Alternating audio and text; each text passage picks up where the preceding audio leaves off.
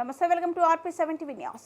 దేశ వ్యవస్థలకు దిక్సూచి డాక్టర్ బిఆర్ అంబేద్కర్ అపర జ్ఞానశీలి. దేశంలో సామాజిక, రాజకీయ, ఆర్థిక, ఆధ్యాత్మిక వ్యవస్థలకు దిక్సూచి డాక్టర్ బిఆర్ అంబేద్కర్ ని ప్రభుత్వ విప్ సామినేని ఉదయభాను అన్నారు.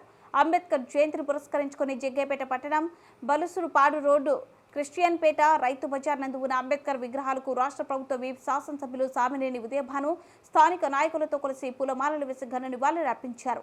ఈ సందర్భంగా ఉదయభాను మాట్లాడుతూ అంటరానితనానికి వ్యతిరేకంగా అంబేద్కర్ చేసిన పోరాటం చరిత్రలో చిరస్థాయిగా నిలిచిపోయిందన్నారు. సంఘ సంస్కర్త, రాజకీయవేత్తగా ఆయన దేశానికి ఎన్నలేని సేవలు అందించారని కొనియాడారు.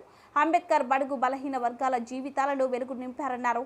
ఈ కార్యక్రమంలో KDCC బ్యాంక్ మాజీ chairman Tanneeru Nageswararao, municipal vice చైర్మన్లు తుమ్మల ప్రభాకర్, పట్టణ అధ్యక్షులు ఆకుల శ్రీకాంత్, బాజీ, గూడపాటి శ్రీనివాస్ తదితరులు పాల్గొన్నారు.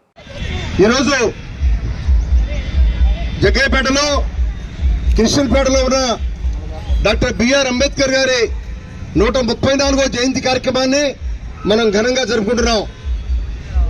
డాక్టర్ బిఆర్ అంబేద్కర్ ఏమంటారు తెలుసా? జై భీమ్ అంటారు. ఆ జై భీమ్ అంటే ఏమిటో మీరందరూ కూడా తెలుసుకోవాలి. జై భీమ్ అంటే విజ్ఞానం వర్ధిల్లాలి అని అర్థం.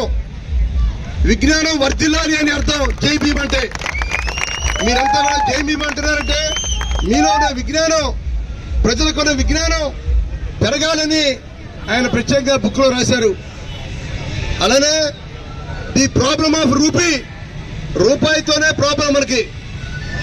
ఆ రూపాయితో ప్రాబ్లం అనే దానికి ప్రత్యేకంగా దేశంలో పేదవాళ్లు డబ్బు సంపాదించాలి, డబ్బుకి కొదవలేదు, పేదవారికి ఒక బ్యాంక్ అడ్డుగా ఉండాలని చెప్పి ఒక ఆర్బీఐ రిజర్వ్ బ్యాంక్ ఆఫ్ ఇండియాని కూడా స్థాపించింది డాక్టర్ బిఆర్ అంబేద్కర్.